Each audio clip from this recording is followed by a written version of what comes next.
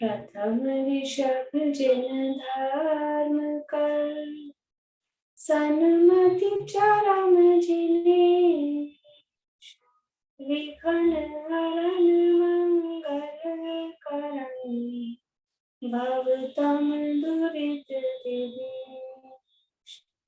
वाणी जिन मुख देखी, परिगणाधिप कान, अक्षर पदमय तरी, करहि सकल कल्याण। गुरु गणधर गुणधर सकल, प्रचुर परंपर व्रत तप धर तनु नगन कर, वंदो वृष शिरमान, वंदो वृष शिरमान। तिरुवण तिलयं देवा, वंदिता तिरुवणिंद परिपूज्यम्, वोच्चं मणुपेहाओ, भव्य जनानंद जननीयो।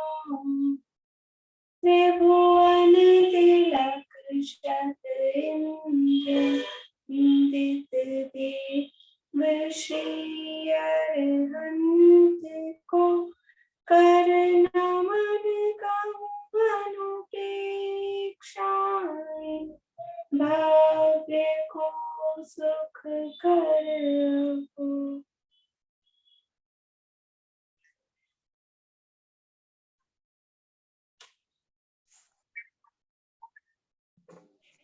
कार्तिकीय अनुप्रेक्षा नाम का ये ग्रंथ है। इसके अंतर्गत संसार अनुप्रेक्षा की चर्चा अपनी चल रही है। संसार अनुप्रेक्षा में चारों गतियों के दुखों का वर्णन यहाँ चल रहा है। किस तरह से चार गतियों में जीव संसार में दुख उठाता है, जन्म मरण करता रहता है। मनुष्य गति की बात बता रहे हैं। 12 गाथाओं में मनुष्य गति की स्थिति बता रहे हैं। यद्यपि सभी मनुष्य हैं, पढ़ने वाले, पढ़ाने वाले, सुनने वाले, सुनाने वाले, सब मनुष्य हैं और मनुष्यों की स्थिति सबको पता होनी चाहिए। फिर भी जीव उसमें दुख नहीं मानता है। वो जो परिस्थितियां समझ में आती हैं तो थोड़ा बहुत भी ठीक ठाक सा लगता है तो बोलता है कि हम तो बढ़िया हैं, यही स्थिति है।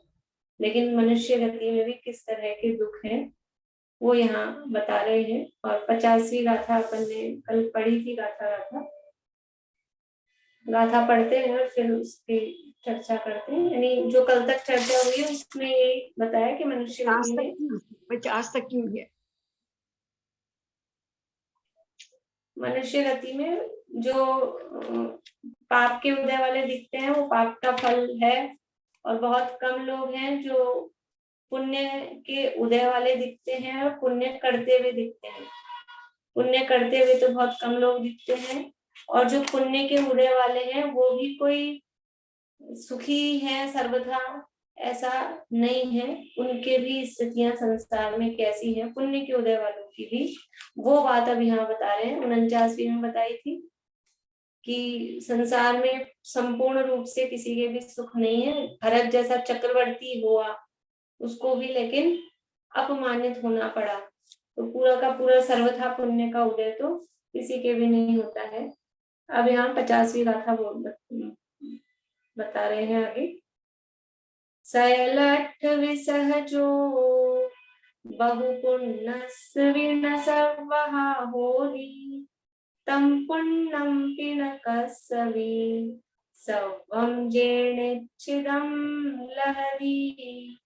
सैल अठ, सैल यानी सकल, संपूर्ण, अठ यानी पदार्थ, विषय, विषय यानी विषयों के, जो यानी उनका योग, उनका संयोग।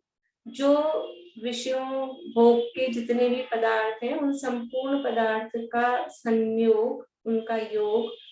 बहु पुण्यस्वी न सवहा होती, बहुत पुण्य वाला हो उसके भी, बहु पुण्यस यानी बहुत पुण्य वाले के भी यानी भी, न यानी नहीं, सर्वहा यानी सर्वदा रूप से, सर्वथा रूप से, हर प्रकार से, होदी यानी होता है, यानी नहीं होता है, न है ना, न होदी, न बीच में लिखा है, उसको होदी के साथ लगाएंगे तो उसके भी, बहुत पुण्य वाले के भी ये सारे के सारे विषय भोग के पदार्थों का संयोग हो जाए, उसको भी सारे के सारे विषय भोग के पदार्थ मिल जाए, ऐसा तो उसके भी नहीं होता है। तम पुण्यम की न कसवी, ऐसा पुण्य, तम पुण्यम ऐसा पुण्य, कसवी किसी के भी, न नहीं होता है, सवम जेण इच्छिदम लहदी, कि सब कुछ, जेण यानी जो, इच्छिदम यानी जो इच्छा करते हैं, वो लहदी वो प्राप्त हो जाए, ऐसा पुण्य तो किसी के भी नहीं होता है कि जो इच्छा करे वही प्राप्त हो जाए, ऐसा पुण्य किसी के नहीं होता। बहुत पुण्य वाले के भी सारे के सारे पदार्थ मिल जाएं उसको, ऐसा नहीं होता है।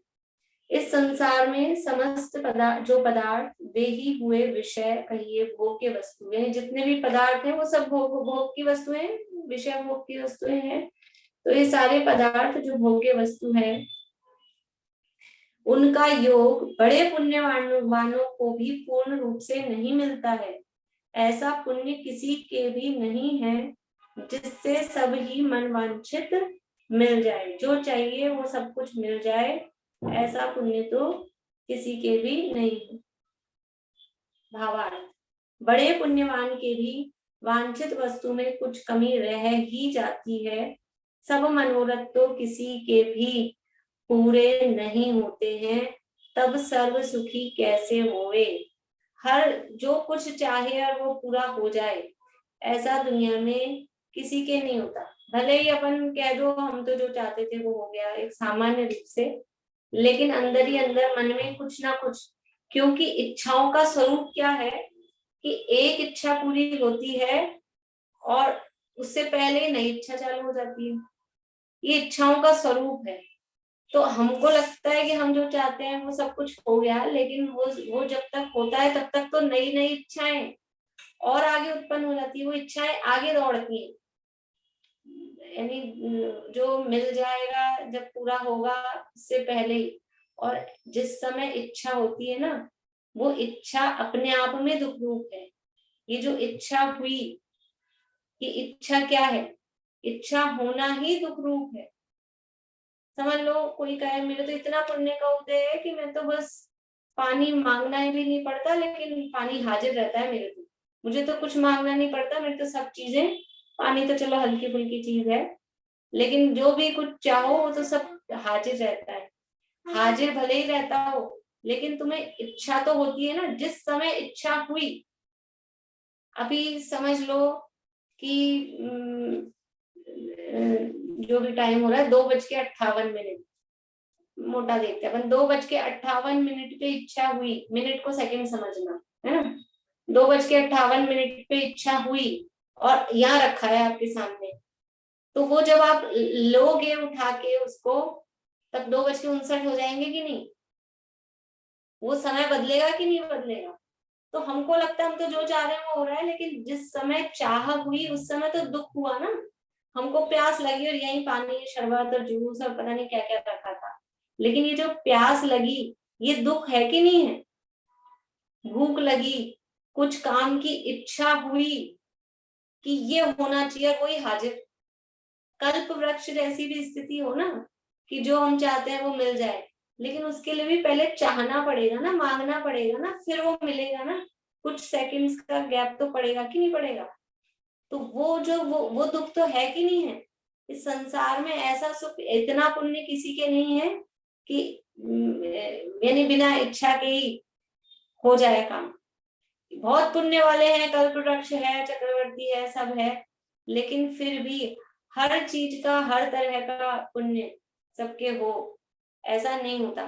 समझ लो अपन खूब संपन्न है, उदाहरण देती हूँ, बच्चों का समझ लो, अपन खूब खूब संपन्न है, हमारे घर में बच्चों का पूरा एक कमरा भरा है खिलौनों से, तरह तरह के गेम्स टॉय सब भरे हैं, फिर भी क्या होता है, उसको इतने सारे हैं, हर तरह के हैं, फिर भी क्या होता है, किसी दूसरे के घर जाता है, किसी दूसरे के घर जाता है तो क्या होता है कि उसके कुछ और दिखता है, अब अपने पास सब तरह के हैं और उसी तरह का दिख रहा है जो उसके पास है ना, टाइप होते हैं, जैसे मान लो लूडो है एक उदाहरण के लिए, तो अब लूडो छोटा होगा, बड़ा होगा, प्लास्टिक का होगा, कागज का होगा, अलग अलग टाइप के होंगे ना, कुछ भी बोर्ड वाला होगा, कैसा भी होगा। तो अब इसके पास जो है वो दूसरे के घर गया, उसके कुछ साइज में अंतर है या मटेरियल में अंतर है, तो क्या लगता है उसको, मेरे पास वो नहीं, वो वाला नहीं।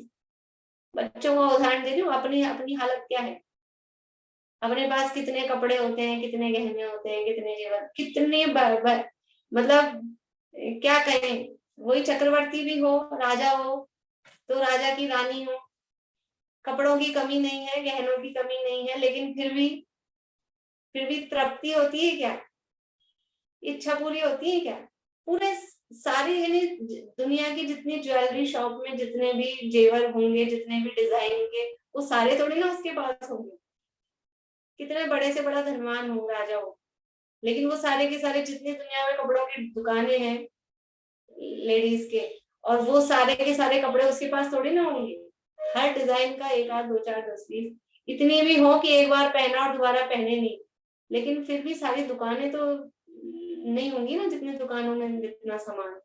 तो ऐसा पुण्य की सारी सामग्री जिसके पास हो, ऐसा पुण्य किसी के नहीं होता। हर चीज किसी के मिल जाए तो अंदर एक तृष्णा बनी रहती है, इच्छा बनी रहती है, वो इच्छा ही वास्तव में दुख है। मतलब दुख क्या है, इच्छा ही दुख है, इच्छा हो रही है ना उनको, वो ही दुख है। इसलिए संसार में किसी के भी ऐसा पुण्य कि जिससे सब मन वांछित, अब मन में वांछा हो रही है वही अपने आप में दुख है, फिर कह रहे हैं हमारे पुण्य का उदय है। ऐसा पुण्य का उदय संसार में किसी के नहीं है। बड़े पुण्यवान के भी वांछित वस्तु में कुछ कमी रह ही जाती है। सब मनोरथ तो किसी के भी पूरे नहीं होते।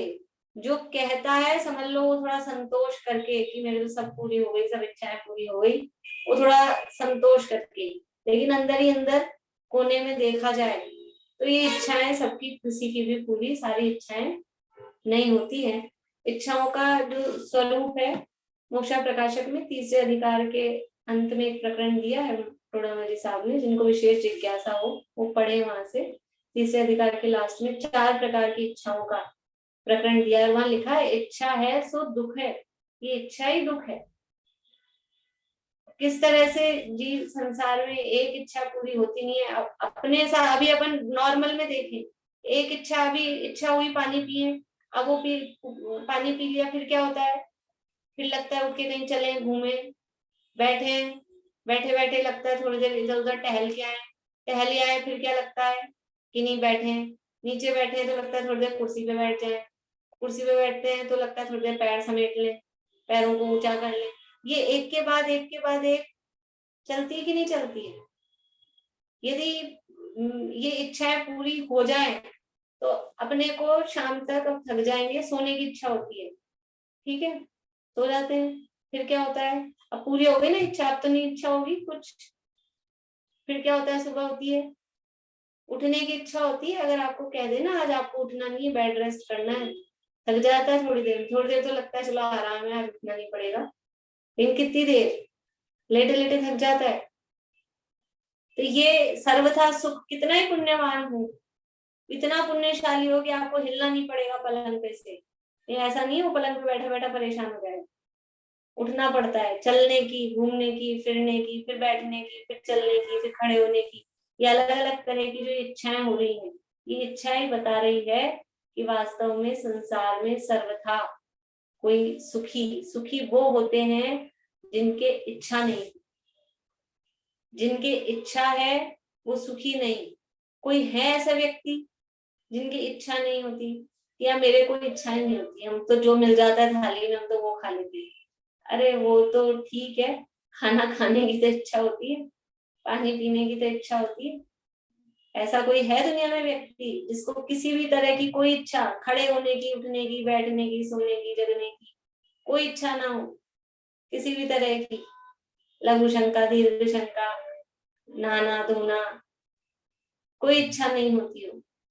कौन है, एकमात्र ऐसे अपने सामने वालों में कहें तो वीतरागी मुनिराज, और पर देखें तो अरहंत भगवान, सर्वथा इच्छाओं से रहित अरहंत भगवान, वीतरागी सर्वज्ञ परमात्मा, वो इच्छा से रहित हैं, इसलिए वो सुखी हैं, वो सुखी दिखाई देते हैं क्योंकि उनकी इच्छा नहीं है।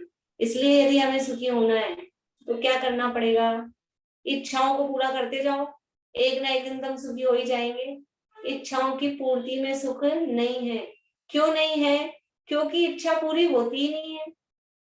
इच्छा की अगर पूरी हो जाए तो सुखी हो जाए कदाचित कभी, लेकिन इच्छा कभी भी पूरी होती ही नहीं है। ये तो इच्छा तो एक के बाद एक के बाद एक के बाद चालू ही रहती है।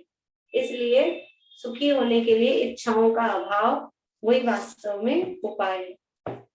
तो यहाँ कह रहे हैं कि मनोरथ यानी इच्छाएं तो किसी की भी पूरी नहीं होती, इसलिए इच्छा को पूरी कर करके कोई सुखी माने तो संसार में कोई सुखी होता नहीं है। देखिए 51वीं गाथा है। अब ये चर्चा किसकी चल रही है? जो पुण्यवान है। पुण्यहीनों के लिए तो बता दिया, जन्म लेते ही पिता मर गए, फिर जूठन खा खा के वो बड़ा हुआ, वो सारी बात बता दी पुण्यहीनों के लिए। अब जो पुण्यवान है, यानी समझ लो अपनी चर्चा चल रही है कि अपनी ऐसी स्थिति तो नहीं है कि जूठन खा खा के कोई बड़े हुए हो, तो अपन सब पुण्यवान है, तो सब अपने को व्यवस्था मिली है, लेकिन फिर भी क्या स्थिति है अपनी स्थिति भी क्या है? देखिए क्या कह रहे हैं। 51 नंबर की गाथा है, पेज नंबर 22। कस्विणच्चिकलत्तम् अहवकलत्तं न पुत्र संपत्ति अहते सिं संपत्ति तह विसरो हवे देहो। बहुत सरल गाथा है, बहुत सरल, बिल्कुल सीधी सीधी बात कही है। क्या कह रहे हैं? कस्विणच्चिकलत्तम्, कस्य यानी किसी के, वी यानी भी, या किसी के तो लगा सकते हैं, भी लगा सकते हैं।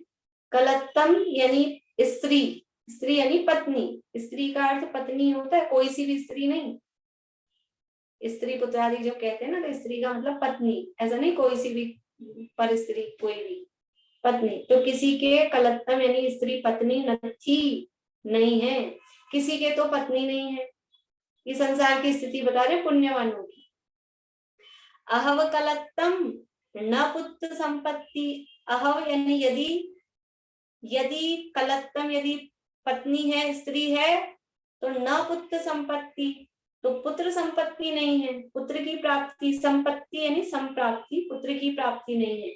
अपने को पुराणों में कितने सारे ऐसे उदाहरण दिखते हैं, तीर्थंकरों तक के, ये अपने है ना समुद्र विजय और नेमिनाथ के माता पिता, उनके भी यानी ये काफी समय बाद हुए नेमिनाथ, और भी एक आध तीर्थंकरों का ऐसा आता है।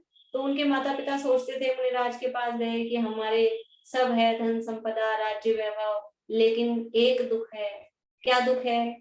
कि हमारी संतान ही नहीं है, पुत्र ही नहीं है। बहुत सारे आपको इस तरह के मिलेंगे पुराणों में कहानियां कि सब सेठ हैं, राजा हैं, सारे सब सुख सुविधाएं हैं, लेकिन एक दुख है मन में। अब क्या दुख है? कि संतान नहीं है। तो किसी के तो पत्नी नहीं है, तो उसको ये मुश्किल की या तो शादी नहीं हुई हो, होने दी हो, तो उसको ये चिंता रहती है मेरी शादी नहीं हुई, पत्नी नहीं है।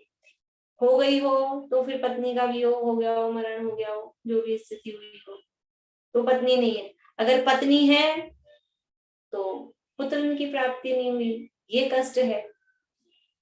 अहते सिम संपत्ति, अगर ये दोनों की भी, पत्नी भी है और पुत्र भी है, दोनों की संपत्ति यानी दोनों की प्राप्ति है, तह तो भी, तो फिर क्या होता है? सरो यानी सरोगी, रोग सहित, रो यानी रोग और स यानी सहित, रोग सहित हवे यानी होती है, देहो यानी शरीर।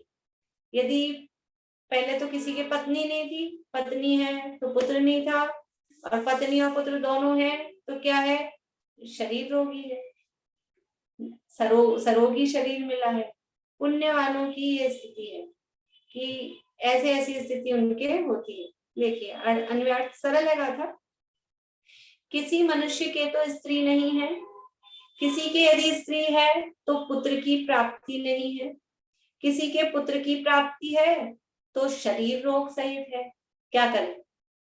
मतलब समस्या अपन देखते हैं अपने जीवन में भी, दूसरों के जीवन में भी। पहले कोई एक समस्या थी, जैसे तैसे 10-20 साल बाद उससे निपटारा हुआ तो नई समस्या चालू हो जाती है, फिर जैसे तैसे वो ठीक होती है, फिर कोई तीसरी समस्या चालू हो जाती है। मतलब डेली रूटीन की तो समस्या अलग है, मैं तो बड़ी जो लंबी चलती है उस समस्या की बात चल रही हूँ। बाकी रोज की तो समस्याओं की तो अंत ही नहीं है, रोज की गिने तो समस्याएं समस्याएं। देखो आगे और इसी को बढ़ा रहे हैं। अहनी रो देवो तो धन धन्नाणने संपत्ति, अधन धन्नम हो दिहु तो मरणम क्षति ढोके। अहनिरो देहो, यदि शरीर निरोगी हुआ, पहले ऊपर कहा था ना कि शरीर रोग सहित हुआ, अब मान लो शरीर, पत्नी है, पुत्र है, शरीर भी निरोगी है, तो धन धन्नान ने संपत्ति, तो धन धान्यादिक संपत्ति यानी उनकी प्राप्ति, ने उनकी प्राप्ति नहीं है।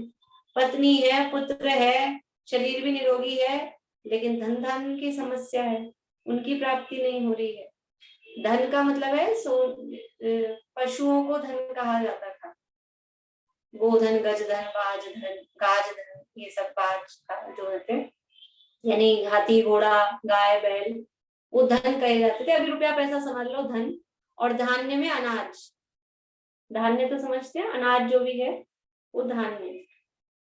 तो शरीर निरोगी है तो धन धान्य संपत्ति नहीं है, उनकी प्राप्ति नहीं है। अह धन धन्नम हो दिहु, यदि धन धान्य भी हुआ तो मरणम झत्ती ढुक्के, तो मरण वो जल्दी से ढुक्के ही धकेल देता है, तो जल्दी से मरण हो जाता है। पत्नी है, पुत्र है, शरीर भी निरोगी है, संपत्ति ये धन धान्य आदि भी ठीक है, सब है, तो क्या हुआ? मरण हो गया। क्या करो? भोग पाते के संसार में उसका सुख भोग पाते हैं क्या? कितने ही लोग बड़े शौक से अपने हाथ से, मतलब खड़े रह रह के एक एक ईट ईट लगवा लगवा के मकान बनाया, और फिर क्या होता है? कभी तो उसके इनॉग्रेशन से पहले ही खुद चल बसते हैं, कभी इनॉग्रेशन हुआ शिफ्ट नहीं कर पाए, चल बसे, कभी शिफ्ट किया 2-4-10 दिन भी नहीं रह पाए, चल बसे। क्या है ये संसार का स्वरूप है। एक ये सब कुछ भी हो जाए तो भोग पाना, उसको मिल जाना, विषय भोग वो अलग बात है, उसको भोगने के लिए पुण्य भी तो चाहिए, उसके भोगने के लिए अलग पुण्य चाहिए। एक तो मिल गया वो पुण्य का उदय, और फिर उसको आप भोग पाओगे कि नहीं भोग पाओगे उसके लिए और पुण्य का उदय। ये सब पुण्य के उदय चाहिए विशेष विशेष रूप से। अनिरो देहो, यदि किसी के निरोग शरीर भी हो तो धन धन्नान ने संपत्ति, तो धन धान्य की प्राप्ति नहीं है। अह धन धन्नम हो दिहु, यदि धन धान्य की भी प्राप्ति हो जाए तो मरणम झत्ती ढुक्के, तो शीघ्र, झत्ती यानी जल्दी से, शीघ्र, मरणम यानी मरण, ढुक्के यानी हो जाता है, वो ढकेल देता है, मरण हो जाता है। आगे कस विदुठ कलत्तम, कस विदुवसण वसणियो पुत्तो, कस विहरि समबंधु, कस विदुहिदा विदुचर्या। और क्या स्थिति है संसार में? पत्नी है, पुत्र है, धन धान्य है, निरोगी शरीर है, लेकिन वो जो पत्नी है, कस्वी दुष्ट कलत्तम, किसी की स्त्री वो कैसी है? दुष्ट यानी दुष्ट है। दुष्ट है दो अर्थ में ले सकते हैं, स्वभाव से दुष्ट है और दुष्चरित्र है। दुष्चरित्र है यानी अन्य पर पुरुषों से संपर्क करती है, संपर्क रखती है, तो ये बड़ा दुख। पत्नी नहीं थी तो वो दुख, और पत्नी मिल गई यदि उसका चरित्र अच्छा नहीं है तो वो दुख, और स्वभाव में खराब हो तो वो और दुख। अपने पंडित गुरु गोपाल दास जी बरैया हुए हैं, यानी जब से ये परंपरा चालू हुई है ना, समझ लो विद्वानों की परंपरा अभी इस युग में वर्तमान काल में, तो सबसे पहले मतलब सबके गुरु कहे जाते हैं गुरु गोपाल दास जी बरैया। उनकी पत्नी कैसी थी कि वो हुक्का पीती थी और वो हुक्का उनसे भरवाती थी, और बहुत गुस्सैल, और वो सारा उनका काम करते थे। ये विद्वान थे तो लोगों को लगता था कि ये विद्वान है, ये तो जोरू के गुलाम है, उसके गाए गाते हैं। लेकिन क्या करे विद्वान व्यक्ति, वो सोचता है शांति बनी रहे, तो वो जो कहती है भी ठीक है शांति से इसका काम कर दो, तो ये चुप रहे, अपन अपना स्वाध्याय अभी शांति से कर सके।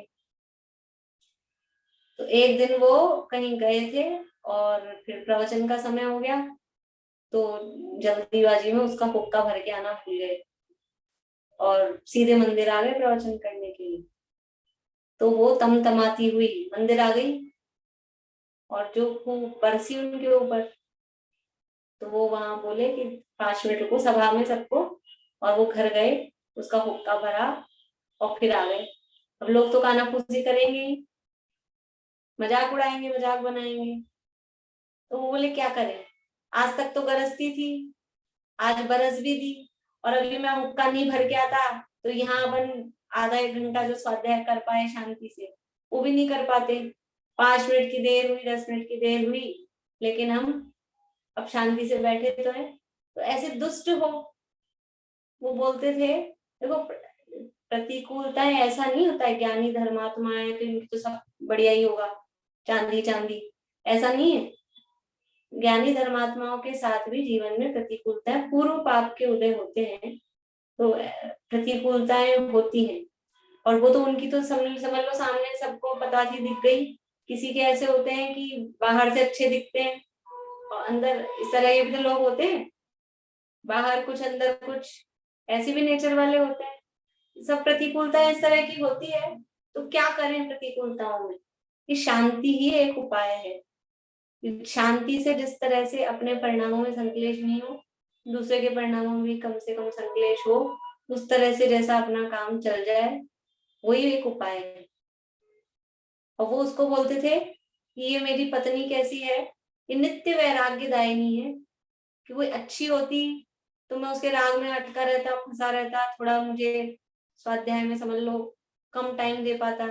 और अभी तो मैं उसका काम करता हूँ, हुक्का भरा और जो भी वो काम इसलिए कहे वो करा, अब अपन फ्री, स्वाध्याय उसमें उसमें कुछ राग नहीं है, रस नहीं है, तो अब सारा अपना समय जिनवाणी की सेवा में लगा पाते हैं। तो इस प्रतिकूलता को भी किस तरह से देखते हैं, नित्य वैराग्यदायिनी, अपना अच्छा है हमारा पूरा समय स्वाध्याय में लगता है। तो घरों में परिवारों में इस तरह के होते हैं, सबके साथ में होते हैं।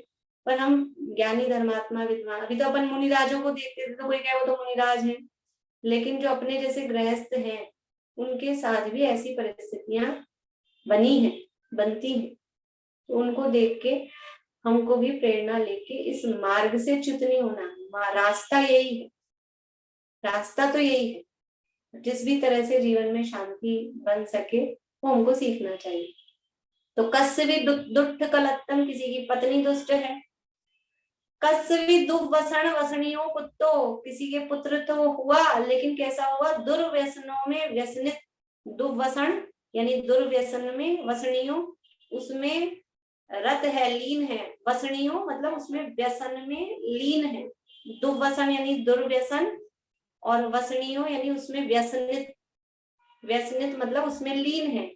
अब पुत्र ऐसा हो गया उसको खराब शौक लग गए, समझ लो शराब का कि जुआ का कि और परस्त्री रमण, वेश्यागमन या मांस भक्षण, ये सब सप्त व्यसन है, जुआ, आमिष, चोरा, मदिरादारी, चोरी का। ऐसा कोई पुत्र हो गया, अब क्या करे, कितना दुख होता है। यानी सारी संपत्ति हो, शरीर निरोग हो और सब कुछ हो, नौकर हो, चाकर हो, सब हो, लेकिन ये पुत्र यदि ऐसा हुआ दुर्व्यसनी, तो उस माता पिता को कैसा दुख रहता है जिंदगी भर।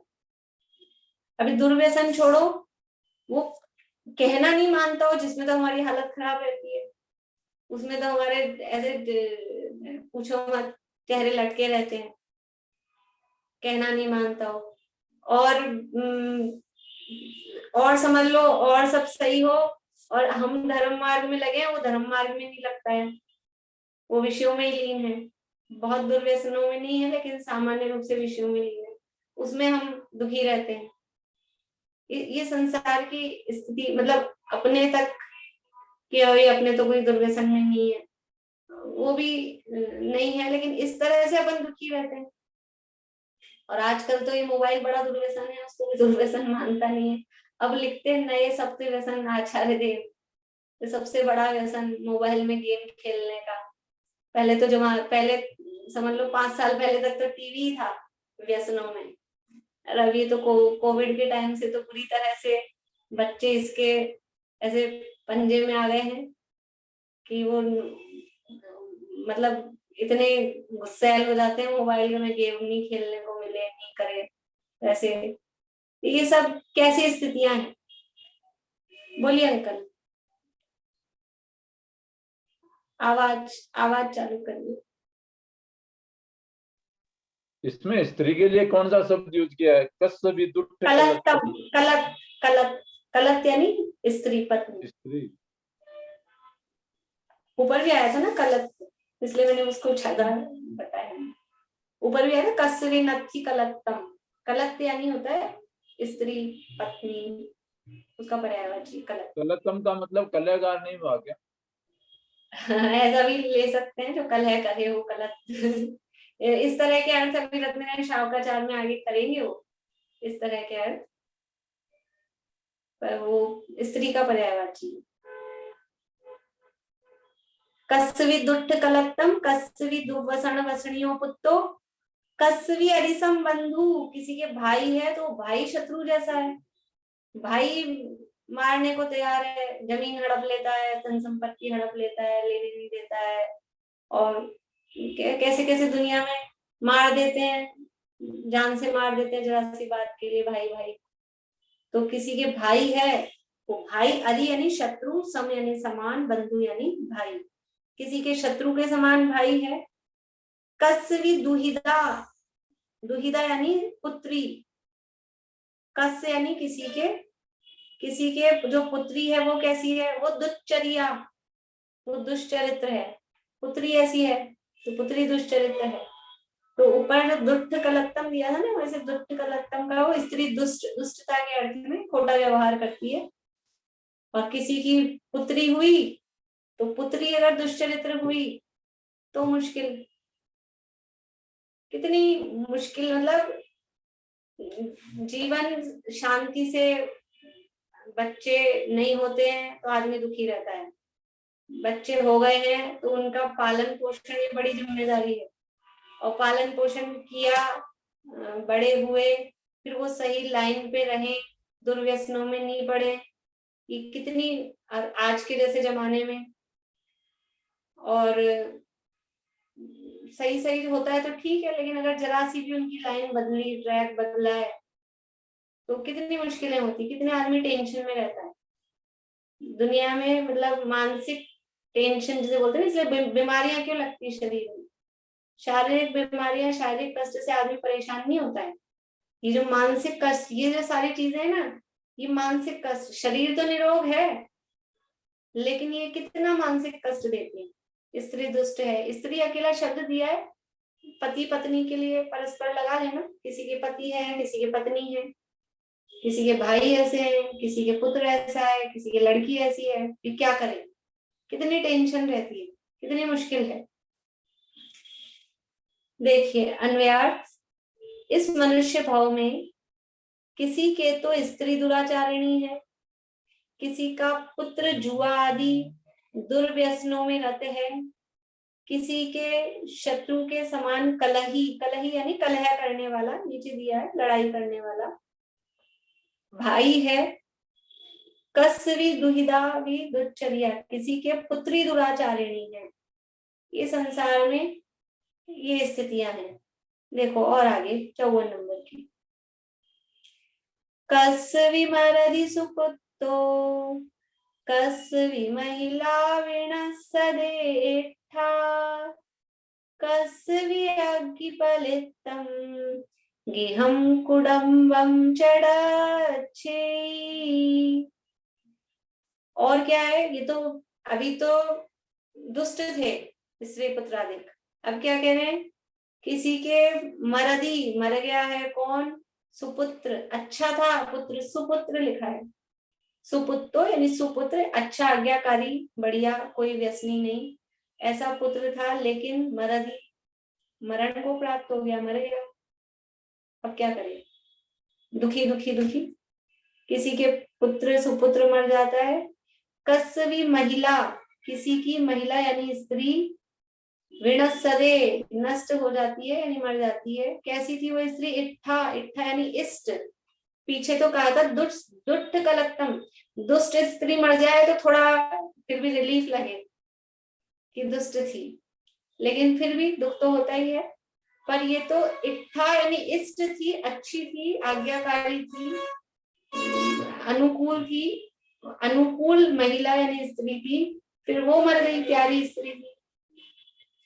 किसी के अच्छा सुपुत्र था, उसका मरण हो जाता है, किसी के अच्छी इष्ट स्त्री, अनुकूल स्त्री होती है, वो मर जाती है।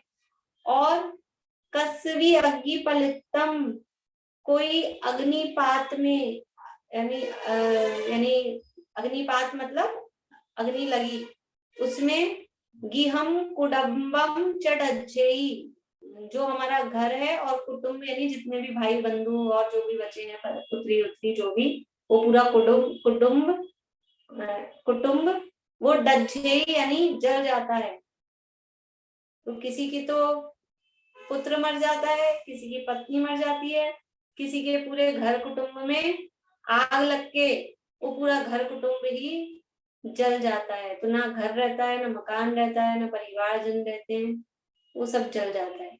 ऐसी कैसी स्थितियां हैं। अभी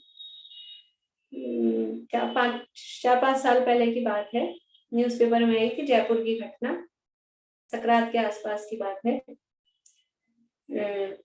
एक घर में से जो पति पत्नी थे वो तो बाहर कहीं गए थे, और उनके मतलब माता पिता यानी दादा दादी और बच्चे और कोई एक और मामा का, बुआ का, किसी का बच्चा और था, वो सब सो रहे थे, सर्दी के दिन थे, तो हीटर जला के सो रहे थे, और हीटर जला के सो रहे थे, और रात में वो कोई शॉर्ट वॉट हुआ, और घर का ताला लगा के सो रहे थे, अंदर से ताला बंद, मेन गेट के ताला लगा देते हैं ना, ताला बंद, अंदर से घर बंद।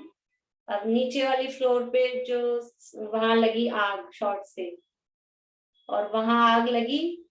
अब आग लगने के बाद में वो खूब देर तक नींदों में थे, पता नहीं लगा होगा, फिर उनको पता लगा, अड़ोसी पड़ोसियों को आवाज लगा रहे हैं, लेकिन ताला बंद, वो बाहर नहीं आ पा रहे, पड़ोसी अंदर नहीं जा पा रहे।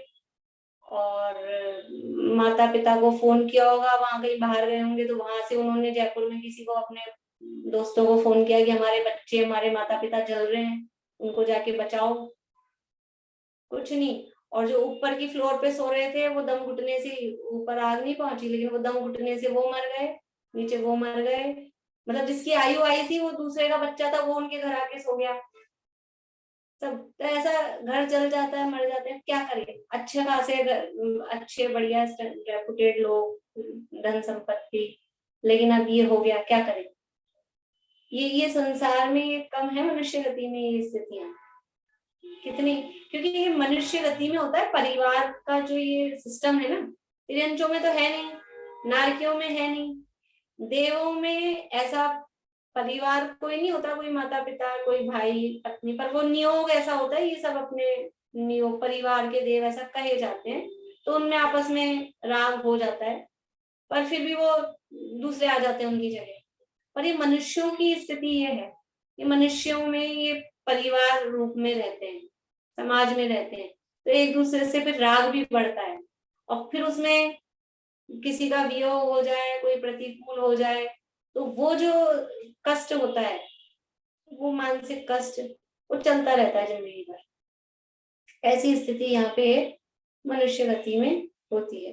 देखिए, किसी का सुपुत्र मर जाता है, किसी की प्यारी इष्ट प्यारी स्त्री मर जाती है, किसी के घर और कुटुंब सब ही अग्नि से जल जाते हैं। देखिए अभी 55 नंबर की गाथा। एवं मणुय गदीये नाना दुखाय विसहमाणो वीणविधं मे कुणधिमयम् आरंभम नेय परिचय। एवं यानी इस प्रकार से मनुय गदीये मनुष्य गति में नाना दुखाइम नाना यानी अनेक प्रकार के दुखाइम यानी दुखों को विसहमाणो भी विसहमाणो यानी सहन विशेष रूप से सहन करता हुआ यानी सहन करता हुआ भी न विधम में कुणदी मयिम फिर भी इसकी मयिम यानी इसकी जो बुद्धि है वो धर्म करने में नहीं लगती।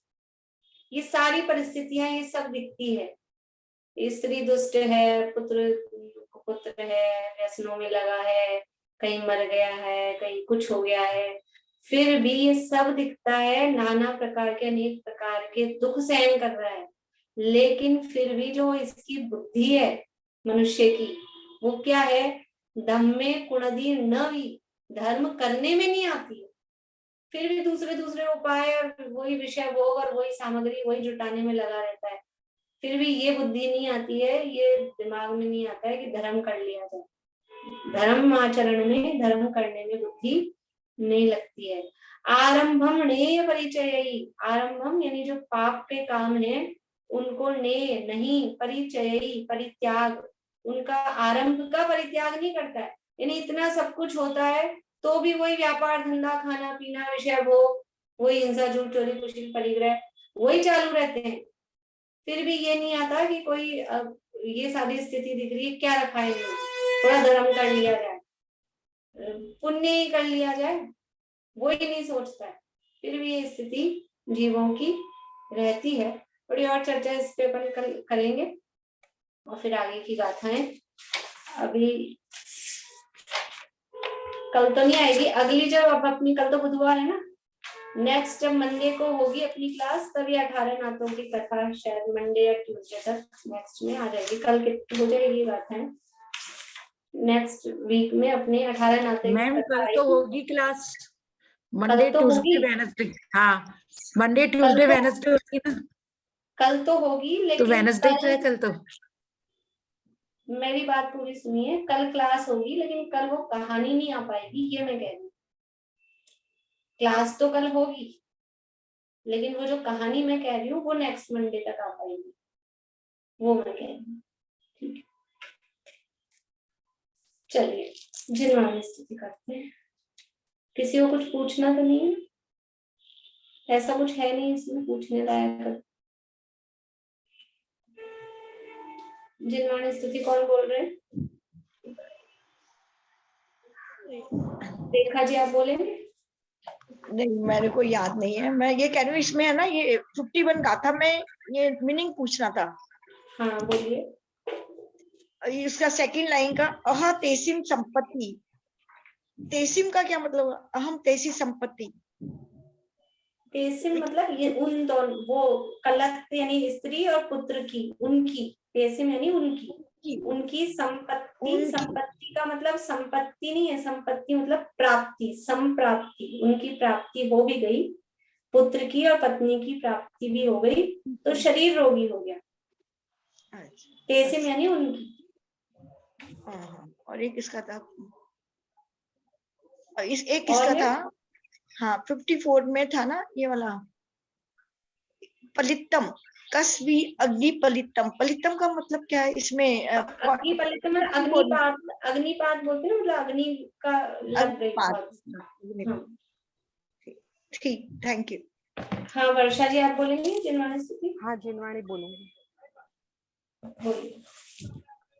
साची तो गंगाय वीतरागवाणी, अविचिन्न धारा निज धर्म की कहानी, जामे अति ही विमल अगाध ज्ञान पानी, जहाँ नहीं संशयादि पंख की निशानी, साची तो गंगाय वितरा रवाणी। अविचिन्न धारा जिन धर्म की कहानी। 9/9 का 9।